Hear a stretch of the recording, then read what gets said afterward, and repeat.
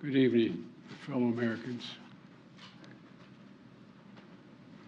I had hoped when I became president I would not have to do this again.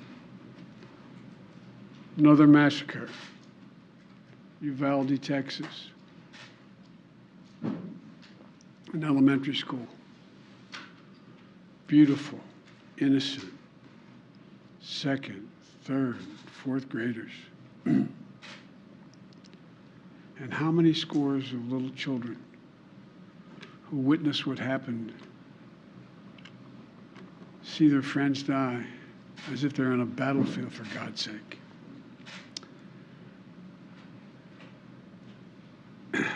They'll live with it the rest of their lives. There's a lot we don't know yet. There's a lot we do know.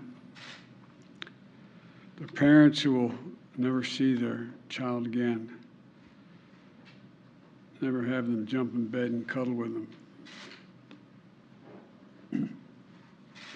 Parents who will never be the same. To lose a child is like having a piece of your soul ripped away.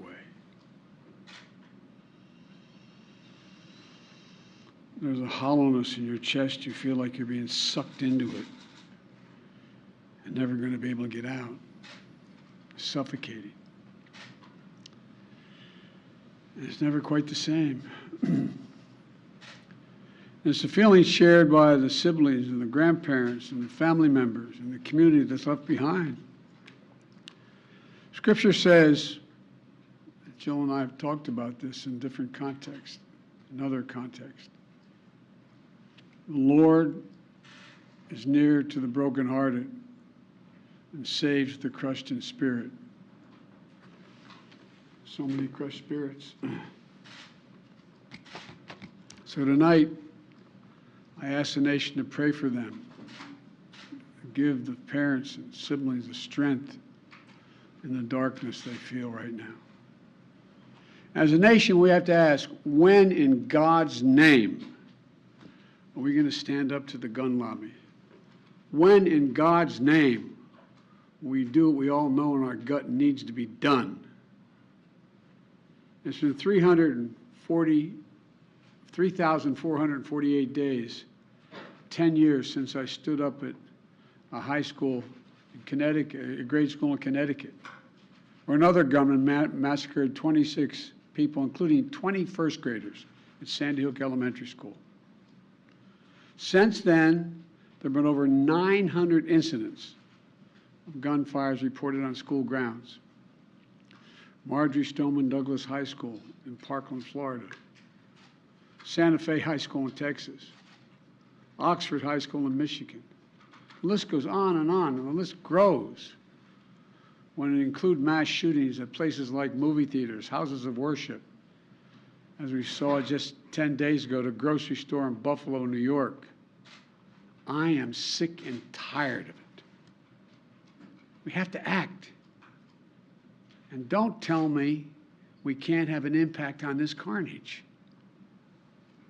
I spent my career as a senator and a vice president working to pass common sense gun laws. We can and won't prevent every tragedy, but we know they work and have positive impact. When we passed the assault weapons ban, mass shootings went down. When the law expired, mass shootings tripled.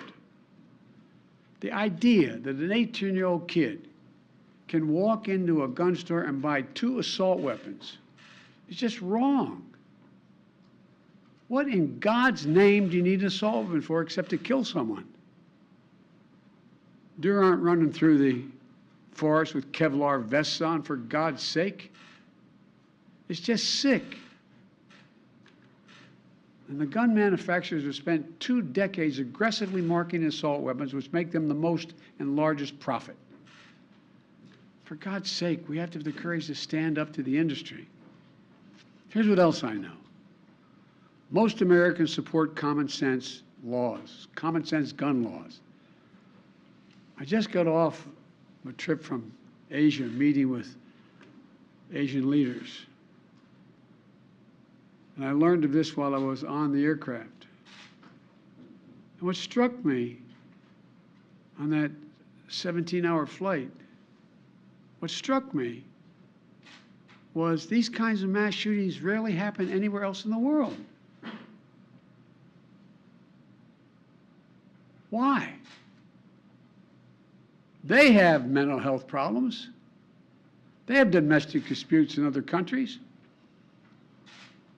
They have people who are lost. But these kinds of mass shootings never happen with the kind of frequency they happen in America. Why?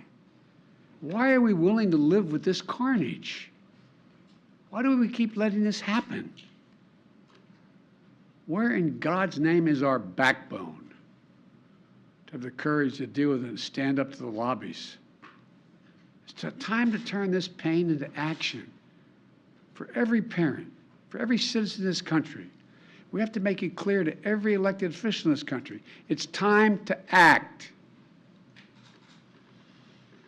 It's time for those who obstruct or delay or block the common sense gun laws. We need to let you know that we will not forget. We can do so much more. We have to do more. Our prayer tonight is for those parents lying in bed and trying to figure out, will I be able to sleep again?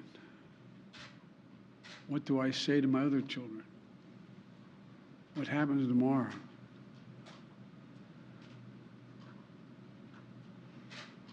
May God bless the loss of innocent life on this sad day. And may the Lord be near the brokenhearted and save those crushed in spirit, because they're going to need a lot of help, a lot of our prayers. God love you. Will you go to Texas, sir? Sir, will you go to Texas?